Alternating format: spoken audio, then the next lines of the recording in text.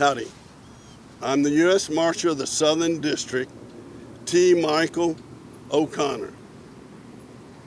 And today we're at a scene to where we have had what's called a collateral, a lead from East Texas in the Plano area, an outstanding warrant of aggravated assault, sexual assault of a child, which was back in September of 2024.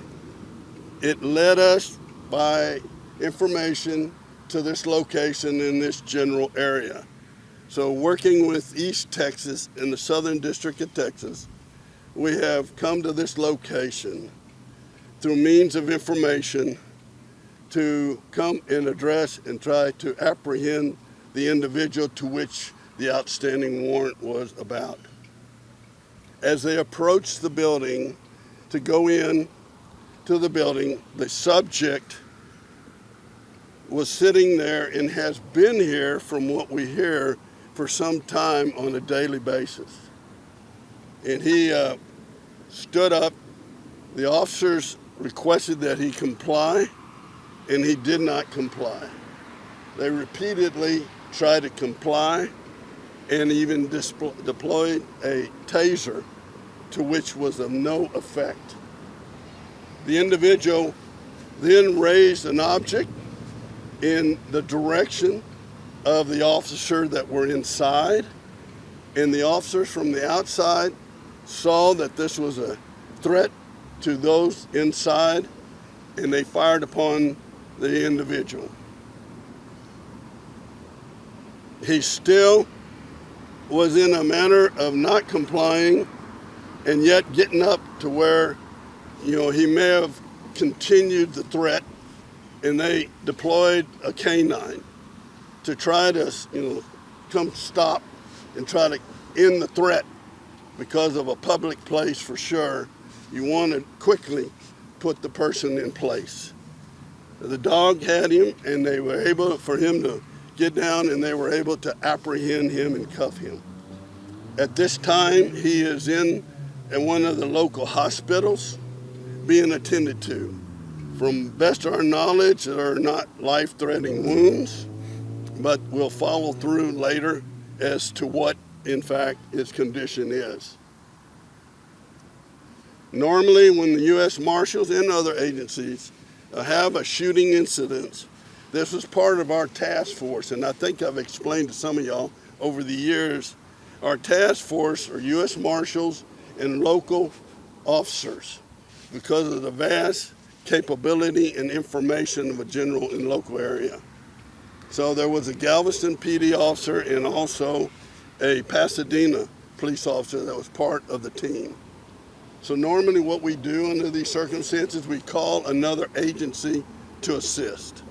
So right now we have the Texas Rangers on the scene, and they take over the crime scene and go in depth and start interviewing witnesses and officers that were on the scene to come to some final conclusion as to what happened and how it happened. So that's where we are now. As far as me answering any questions, I'll do the best I can, but you've been there and done that many times. I may not able to because it's under investigation. So I'll open it up to those of you that are... It's still under investigation, but we know it was in a manner to which it alerted the deputies to fire upon the individual. Do you have a name of the suspect? Yes, what's his name? Robert Johnson. Robert Johnson, and the warrant is out of the Plano area or Collin County, which is the Dallas area, North Dallas area. Can you give us approximate age? And then, We don't have that details at the time, but we'll provide it to you a little more to you. But apparently this has had some national interest back in September, so you may want to check, of this case of sexual assault, aggravated sexual assault of a child. How many agencies were involved? Well, primarily the U.S. Marshal Service, due to what we call collateral from the East Texas Marshal Service, They give us a direct connect to us, and then we become the primary agency. So as far as the involvement today, it was U.S. Marshals Task Force, which has, I mentioned to you, other officers that are part of the team. It's very beneficial because of the general area. You have officers from the area, so they know, the area well enough to assist the marshals in this situation. And of course, they all responded simultaneously when we knew the subject was in fact on location at this place. How busy was the McDonald's when all this went down? Fortunately, it was not busy. There was one lady that happened to be in the bathroom, and our guys went in tactically and had her, go out protected out of the threat area and get her clear of the area. Can you reiterate what you were saying about how the officer inside was confronting the suspect, but the officer outside is the one who fired the shot? Yes, what happened was the officers were on the outside, and then the officer from the inside had already made contact with him. And as they were standing there, they deployed a taser, less than lethal, to try to take him, in that manner. He did not comply. This is where he began to raise a bag of some sort, but he raised it in a manner to which it was definitely regarded as a threat. And so the officers outside responded immediately to make sure that the threat wasn't to the extent of, endangering anybody else, and especially the deputies that were inside. And the K-9 is the one who made the final takedown? Yes, because he still didn't comply even after he had been shot at. And so they kept telling him, to comply, get down, typical compliance, so that they could approach him, and he wouldn't do it. And so as a precaution, they sent the dog in, to which the dog did, make contact with him, and then he complied immediately upon that moment. The suspect's name is Robert Johnson, is that correct? Correct. And he was a warrant out of Plano?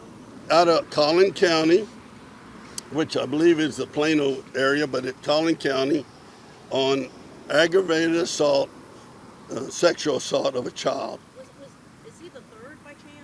And did this happen in July? I'm just trying to know. This was September of 2024, where the warrant was issued and they apprehended him and arrested him at that time. Then he was out on bond, and they absconded from that point. Is he African American? Okay, a little bit further information. Y'all know this. Sometimes things come in and we try to be as informative as we can, and things seem to add. And I was just advised that he was on home confinement with the ankle monitor. In this area? No, in the Dallas area. When he was in Dallas, he absconded here to Houston area, but he cut his ankle monitor off. And the intentions with that, if they cut the monitor off, and he absconded to this general area of Houston, thinking that, he could, be mixed in with the general public and not necessarily be found. Is he African American? Was the suspect African American? Yes. Yes, ma'am. Is he Robert Johnson the third? Well, I don't have the exact, I can give you that name there. Do you know how many shots were fired? Well, let her finish her question. I was just wondering, how did you guys track him here? Can you talk a little bit more about, did he live right around here? Did he stay right around here? He was at McDonald's every day? Kind of talk to us. Well, quite frankly, we're not going to really tell you how we do things. That's an investigative aspect of our capabilities, but it was good enough for us to be able to locate him here in this area. He frequented this McDonald's often? Yes.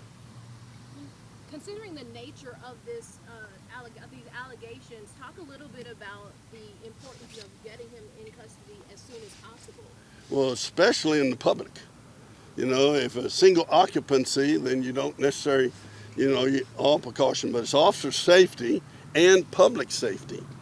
And being at a restaurant or McDonald's, I don't know if they want me to mention the name, but here, it's really critical to rapidly go in and minimize the effort and, again, the tension, and take care of it and get it out immediately. Now, I've talked to the employees there. You would think, obviously, that they're upset, but we assured them that, things are done and taken care of, and we made sure right off, like a lady that was there, we made sure that if they needed any medical attention, that we would definitely provide that, and they all advised us that they are not in a concern of that medical issue. How many shots were fired total? That's going to be a continued part of the investigation. There were shots fired from inside and outside? Only from the outside. Only from the outside. The deputies were trying to tase him in the inside, and it was ineffective. And this is when he raised an object in their direction, and where the deputies responded from the exterior and fired upon him. Was he hit? Yes, he was hit, and he was transported to the hospital, local hospital.